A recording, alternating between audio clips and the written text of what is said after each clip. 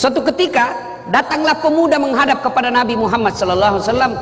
Ya Rasulullah, saya ini tukang judi, saya ini tukang mabuk, saya pezina, apa saya boleh masuk Islam? Dia bilang Nabi, boleh ji, alhamdulillah.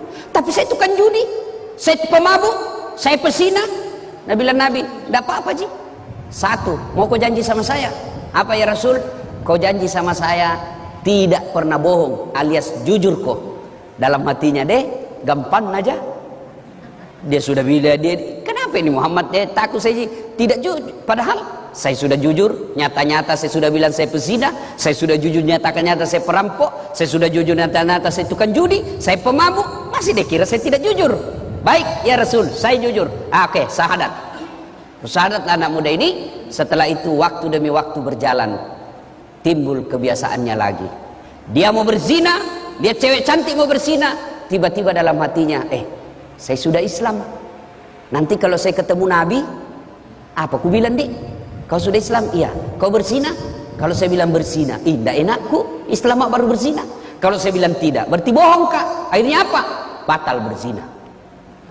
Selang lagi beberapa saat, mau berjudi lagi. Saya sudah Islam. Saya ditanya Nabi masih judi kah? Tidak enak. Kalau saya bilang tidak, bagaimana? Berarti saya bohong. Akhirnya apa? Batal lagi judi. Mau mabuk begitu lagi. Seterusnya dan seterusnya dan seterusnya. Lalu dia datang kepada Nabi. Ya Muhammad, luar biasa. Luar biasa kau ya Muhammad. Betul satu yang ku minta, tapi itu intinya. Coba kalau Nabi langsung katakan tidak boleh, pezina tidak boleh masuk Islam, maka dia tidak masuk Islam pada saat itu. Tidak. Lalu kita belajar lagi Al-Quran. Coba lihat Al-Quran. Ketika mengharamkan khamar, ballo, vodka, whisky, Jennifer, Donald, topi miring, apalagi itu lempox. Sekarang lempox itu yang bahaya dan murah. Sekarang ada di Makassar, ada tong komunitasnya. Apa? Komunitas pemuda bernapas dalam kaleng. Hancur juga ya anak muda itu. Lempox na campur lem tikus. Apa nak bilang? Cemen lumen. Masa baru satu botol teler mako itu teman tak tahu aja gona sampai masuk di got. Anak muda sekarang malu dibilang kampungan. Saya dulu waktu sekolah, kalau anak-anak sudah bilang, udah saat sini kau. Jangan deh, saya jauh-jauh dari kampungmu ke sekolah baik-baik. Nah bilang kampungan deh ini. Aku bilang biar nih bos, daripada kau darah kampungmu. Nah, coba kita lihat pelajari itu ayat tentang khamar. Ketika Allah haramkan khamar, kan tidak langsung. Pada saat itu orang-orang Arab kafir jahiliyah waktu itu bukan cuma dia minum itu khamar, dia mandi. Dia mandi itu khamar. Begitu hobinya dengan khamar. Turun ayat. Ayat pertama tentang khamar. Apa? Disentuh dulu akalnya. Khamar itu ada manfaatnya, juga ada buruknya. Tapi ketahuilah keburukannya jauh lebih besar daripada kebaikannya. Ini peringatan bagi orang-orang yang berpikir. Mulai berpikir, oh ya tahu ada baiknya, tapi lebih banyak jahat keburukannya. Akhirnya mulai jalan pikirannya. Lama turun ayat kedua. La taqrabus salata wa antum suqara. Jangan kau dekati khamar ketika kau dalam keadaan mabuk. Artinya apa?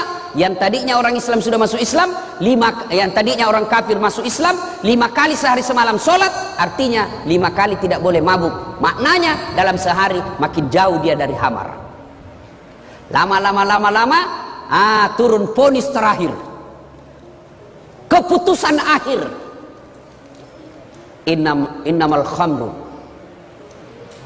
rijsun min amali syaitan. Sesungguhnya khamar rijsun, bapak moyangnya dosa, min amali syaitan, perbuatan syaitan, jauhi agar kamu termasuk orang-orang beruntung. Nah ini, jadi kalau ini kita pakai berarti dakwah itu harus bertahap. Ya kira-kira kalau anak muda gaul baru datang sama kita, Ustadz bagaimana pacaran? Boleh. Betul ke Ustadz? Betul, yang penting yang ku ketemu.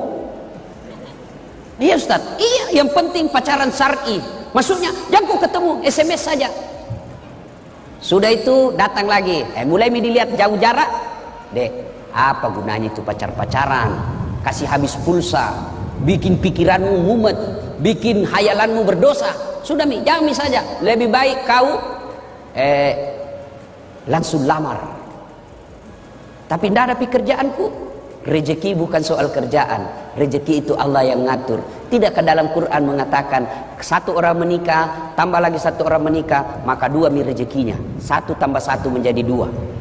Jangan aku putus asa. Sudah itu. Coba kalau baru datang yang tadinya hobi pacaran, mana pacaran? Haram. Dede, jam ikut pengajian deh, saking haram. Ada orang pulang pengajian, saya tanya, bagaimana? Tidak mau ikut pengajian Ustaz. Apa? Dede itu Ustaz saya saking neraka cerita, pemalak-malak. Coba kalau yang tetangga datang ke gedung, apa? Menyentuh kamu berdosa, Tuhan ingin mengampuni, puji haleluya. Habis lagi dosanya. Datang saja, habis lagi dosanya. Kita khutbah Jumat sangi neraka, bakar, dibanting, ditusuk pantatmu, dipijit lehermu. Nabi anak muda, dede pemalak-malak. Dede. Coba. Ya. Nah, ibu bapak, saudara-saudara sekalian, terlalu banyak saya bicara, nanti terlalu banyak salahnya. Nanti kalau ada salah, Ustadz Fahrul Rosi yang akan meluruskannya. Demikian. Pada intinya Rasulullah berhasil menyampaikan dakwah dan sampai kepada kita ajaran-ajaran Islam ini karena disampaikan dengan cinta. Kalau kita berdakwah dengan cinta, maka insya Allah tidak ada yang menjadi musuh kita. Ya, salah boleh kita berbeda pendapat, Dek, boleh. Saya itu sepanjang perjalanan jadi dai, saya tidak senang membahas masalah khilafiyah, ikhtilaf, perbedaan pendapat ulama. Saya tidak senang. Lebih baik saya senang bahas itu bagaimana itu nak muda mau datang di masjid berjamaah, bagaimana itu orang kaya mau bangun masjid, bagaimana ibu-ibu ini diajari anaknya pakai aurat, tutup aurat. Soal bagaimana Nabi dakwah takbir, saya tidak terlalu tertarik. Ada yang begini Ustaz, ada yang begini Ustaz, ada yang begini. Mana cocok semua? Yang mana tidak cocok, yang tidak angkat tangannya. Begitu saja, ya. Saya dalam ini boleh kita berbeda, boleh. Saya dalam mazhab dakwah saya, metode dakwah saya tidak terlalu tertarik membahas yang begitu-begitu. Saya lebih senang membahas bagaimana orang-orang ini mau datang ke masjid, mau bersedekah, mau menghindari gosip, ya. Sekira itu. Demikian, Bapak saudara-saudara sekalian, mohon maaf yang sedalam-dalamnya jika ada kata dan kalimat yang tidak berkenan.